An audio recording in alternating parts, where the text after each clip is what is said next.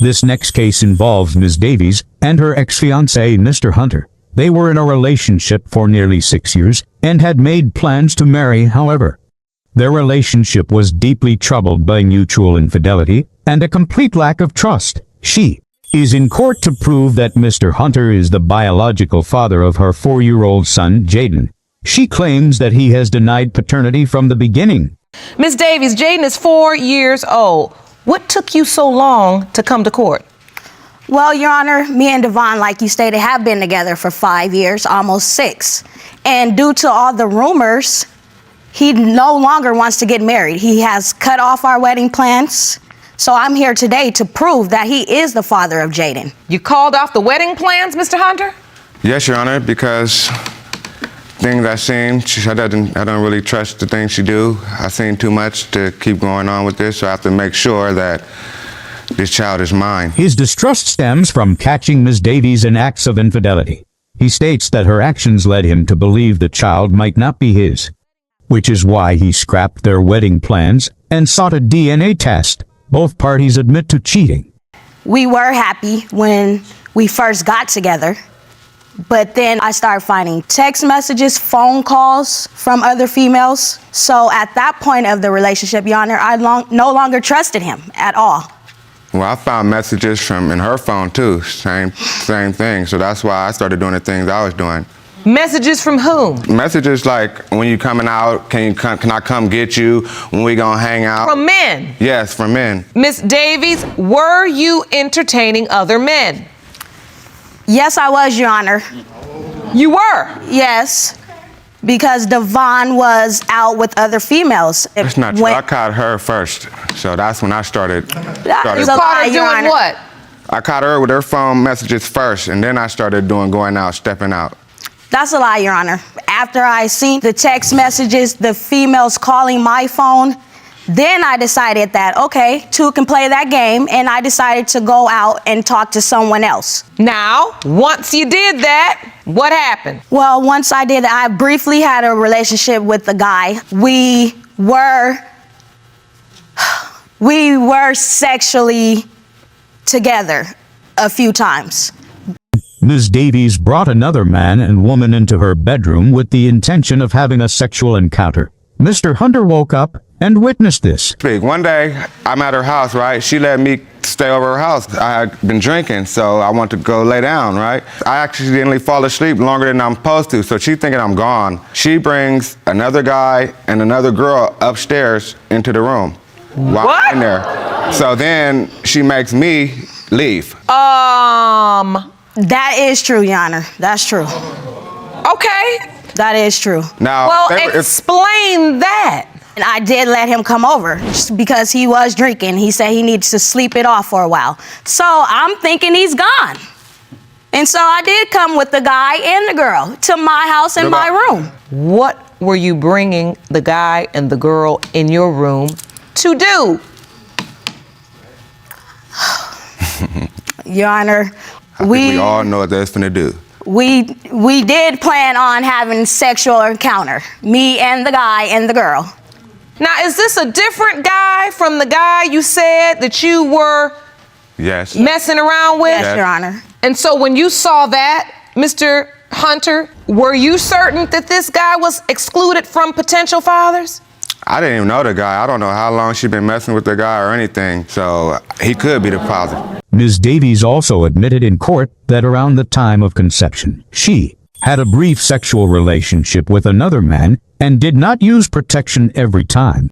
This admission contradicted her earlier claim to Mr. Hunter that he was the only possible father. Ms. Davies testified that while Mr. Hunter is present in their home, he does not physically interact with Jaden and did not even attend the child's birthday party. Mr. Hunter defended this by saying he avoided the event to prevent a confrontation with Ms. Davies that would ruin the party.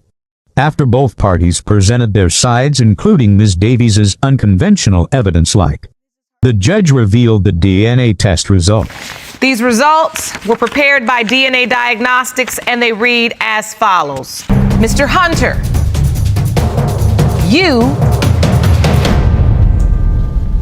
are not the father. I told you. I'm very sorry.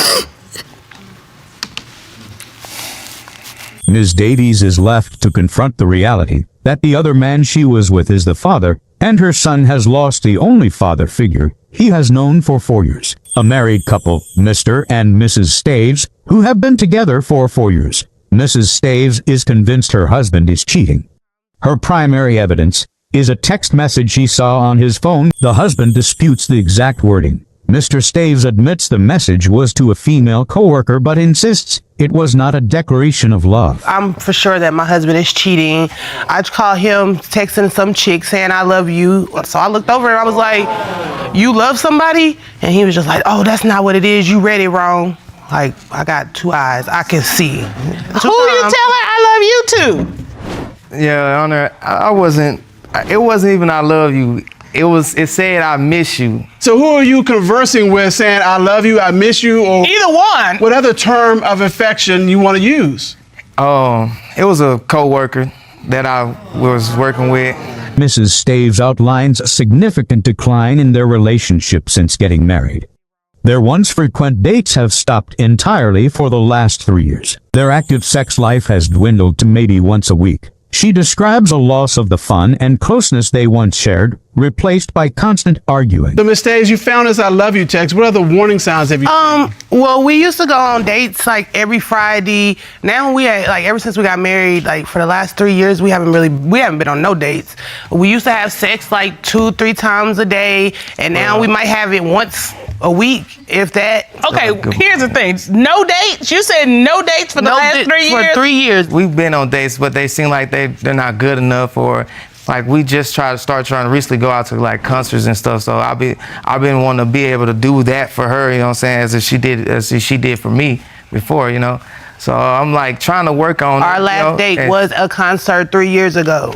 And I took him on that date. Mrs. Staves admits she once bleached her husband's clothes because he believed he was lying about his interest in another woman. It's a lot of things that came with it. She did stuff like bleach my clothes, you know what I'm saying? And that was before I was even cheating or anything. She accused me of Before you were cheating? Yeah, like before you were cheating? Yeah, like you know what I'm saying? Before she accused me of cheating. I'm sorry. That's why I meant to put it like that. Miss Staves, why did you bleach his clothes? Because when I asked about it, he was lying. What did you ask him about? I asked him why he was trying to go. Why was he even worried about that girl? Like, I think he was over there seeing the girl. So I bleached his clothes. Okay, I gotta say, once you bleach a man's clothes, he's gonna be less inclined to want to check you out on a date. I'm just saying. Okay, that was like one incident. Take out in. It was trying to figure that out. He said he ain't got nothing to put. He got nothing to wear. He got clothes to wear. Mrs. Staves recounts a time her husband went missing after an argument. She and a friend went looking for him, found him coming out of a store, and saw him get into a car with another woman in a dramatic moment. Mrs. Staves says she opened the car door and dragged him out by his hair. Well, one day he went missing and I couldn't get a hold of him. So he told me where he was staying at. So I called that person and was like, hey, is DeAndre over there? He said no. So I called my homegirl and I was like, okay, something's up. Hold on, let me ask you something. Had y'all had a falling out? We had an argument, yeah. Okay, so he's left to cool off. Yeah. All right. So he said. All right. And so I called my best friend. I was like, it's submission time. So let's, suit up. Let's go. It's what time? It's mission time. Mission time. Okay. So my friend pulled up. I was like, all right, we get in the car, and I was like, we were supposed to go to the store, and she wanted to go to the store way out. So I said, no, I want to go to the store closer by. And I'm telling you, it's God, because God works in mysterious ways in my life, honey. I pull up. Before I can even turn off my car, I see DeAndre coming out the store. And so I look beside me. It's a chick in this car. I said, so when he see me, he see my best friend, he already know what's going on. He see me, and he took off into the car. Well, he's running? Yes, like he kind of sped up because he know what's at the top. So I opened the door. You opened the car door? Yes, and I drug him out. Oh. You physically drug him out of the car? Yes. Oh. How'd you do that? Did you grab him by the shoulders? No, I grabbed him by his hair. Oh, real dragon. The court brings in an expert. Former military interrogator Lena Cisco to analyze the husband's statements. Tell us what you did to investigate this case. Well, I first had the accused write a witness statement, and I analyzed it for any indicators of deception and truthfulness. And I studied their case file, and I put together an interrogation strategy, and then I interrogated Mr. Staves to see if he was cheating. Interrogation. Mr. Staves changes his story. He admits to having a full-blown affair with the woman from the car incident, which had ended only a few months prior. This confession directly contradicts his initial claims of innocence. What did you learn about the woman at the store where he got dragged out of the car? He was very open with me. So again, providing a lot of detail, so I didn't have to probe for the information. And then he told me that he did have an affair with that woman, and it just ended a couple months ago. What's going through your mind? This is just really embarrassing, and you could have been real with me. You know, I'm probably the only person that, like, if you had been real, I would have understood. In this case, Mr. Taylor explains that he left the home 2 months ago because he believes his wife is cheating and lying. He states that their 7-year relationship and 2-year marriage, which he highly values due to his own lack of family growing. He declares that if the court finds she has been unfaithful, the marriage is over. The family we had, the lifestyle, don't nobody else support us, don't nobody else help us with the kids, don't nobody else help us with our living arrangements or nothing. This has become so stressful to you that you moved out 2 months ago? Yes, I couldn't deal with it no more. It was too many signs. I was catching her up in too many lies. I couldn't do it no more. So I left until we get this situation resolved. And if she is cheating, I'm gone. And what hurt me most every time I look at this picture right here is the fact that at this time in our life, everything was good. At this time in our life, man, that was my best friend, that was my lover, that was my homie, that was my other half. We did everything together, like, and I feel like that's jeopardized. Miss Jackson admits she messed up and jeopardized their family, which is their primary support system. She claims she loves her husband and is in court to fight for their family and rebuild their life together. All right. So, Ms. Jackson, why are you in court today? I messed up my family with my actions because, as he stated, our family, we don't have a lot of family support. And our family is like the only thing that we have. And we've been through a lot, and I don't want to let that go to waste. You want your family back? Yes, Your Honor. Do you love this man? Yes, Your Honor. The central conflict arises from a past incident where Mr. Taylor discovered a homemade sex tape on his wife's phone featuring her and a man named Josh. Despite forgiving her for that past transgression, his trust was shattered again when he came home to find Josh in their house, leading him to believe the affair was ongoing. And she come home like 8 in the morning, and then, so I grabbed the phone and I hurried up and go in the bathroom and locked the bathroom door. And she didn't know I had the password to her phone. So I put the password into the phone. Boom, I see that somebody inboxed her from social media a video, a sex tape of her. A sex tape of her? Yeah, and that was a year ago. And even after seeing that, man, I still forgave her and still try to work it out. How do you know it was her in the sex tape? She got her name on her booty. Oh. You mean like a tattoo? Yeah. Who was in the sex tape with her? Was it this guy, Josh? Yes, Your Honor. She attempts to justify her actions by claiming her husband made her feel unworthy and that he was not contributing financially. Of him, Umar, making me feel like I wasn't worthy, making me feel like everything that I did was wrong, to make me feel like I was nothing, and to make me feel like everything that he was doing for the family was better than what I was doing. When I would break my back and try to go to work and try to come home and be with the kids, he would complain that he was doing everything for the kids, but yet he was not working or providing anything financially. I wasn't. So I ain't get all they for school. I ain't. Mr. Taylor. Okay. More than you though. Mr. Taylor, watch your language, please. I did more from the kids than you though. The situation escalates when Josh Charles is brought into the courtroom. He boldly claims that Miss Jackson is his girlfriend and reveals that they were intimate the morning of the court hearing. Mr. Charles, we've heard evidence from Ms. Jackson and from Mr. Taylor that there was a sex tape involving Ms. Jackson. Were you the man in that sex tape? Yes, I was the man in that sex tape. Hey, I already knew that. Yeah. You like my sloppy seconds? I mean, hey, nice, Mr. Taylor. That's me right there. That's me right there, though. No, hey, you got one more. What is the nature of your relationship with Miss Jackson? Oh, that's my girlfriend right there. That's me right there. What? That's me. That's your girlfriend? Yeah, What? he's been going since June 14th. That's me right there. Yeah. What? Does Miss Jackson know she's your girlfriend? Or is that your fantasy that she's your girlfriend? I mean, she's mine mentally, physically. I don't know if I'm feeding her body, I'm feeding her mind, I'm feeding her soul, I'm feeding everything. You've been going since June 14th, buddy. You messed up. Mr. Charles, when was the last time that you were intimate with Miss Jackson? This morning. Miss Jackson. When questioned by the judge, Miss Jackson confirms this is true, confronted with this undeniable evidence of her ongoing affair. Miss Jackson, were you intimate with Mr. Charles this morning? You see her reaction? Quiet. Yes, Your Honor. Yes, Your Honor. Yes, Your Honor.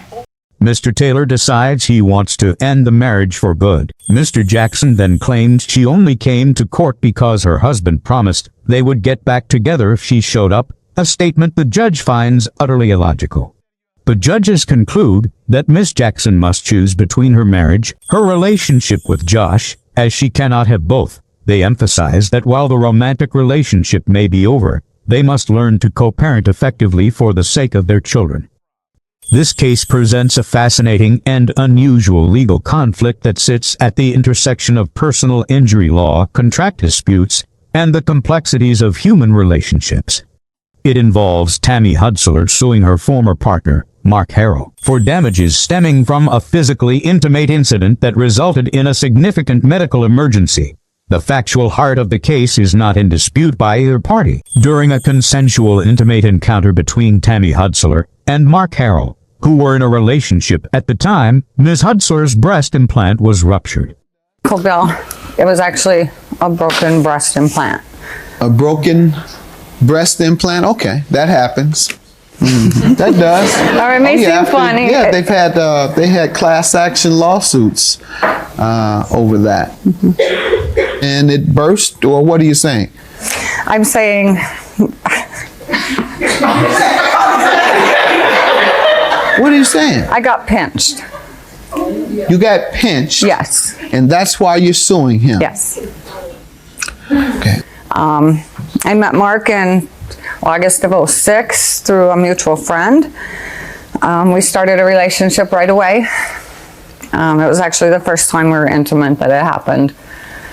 Well, it was in the heat of the moment. Why didn't you all take this to some other judge? It started how? Tell me again. Okay, well, the first time we were intimate, in the heat of the moment, I got pinched, and I said ouch right away, but the next morning is when I realized something was definitely wrong. Severe enough that the following morning, Ms. Hudsler realized something was seriously wrong. Heeding her body's signals, she immediately sought medical attention. This led to a doctor's visit confirming the rupture and subsequent surgery to address the damage and replace the implant. Go to emergency? No, it's a saline. They said it wasn't a big issue, but it was to me. 2 weeks, and so then I what happened? was at the doctor within 2 weeks. He actually had me scheduled for surgery within another week. And when he took the old one out is when he realized, because at first he didn't think a pinch would have done that. When he took it out, he realized that it was. This medical procedure would have been both physically taxing and financially significant, involving costs for the surgeon, anesthesia, facility fees, and the new implant itself. Hudsler filed a lawsuit against Mr. Harrell to recover the costs of these medical bills. From her perspective, his actions were the direct and proximate cause of her injury and financial loss.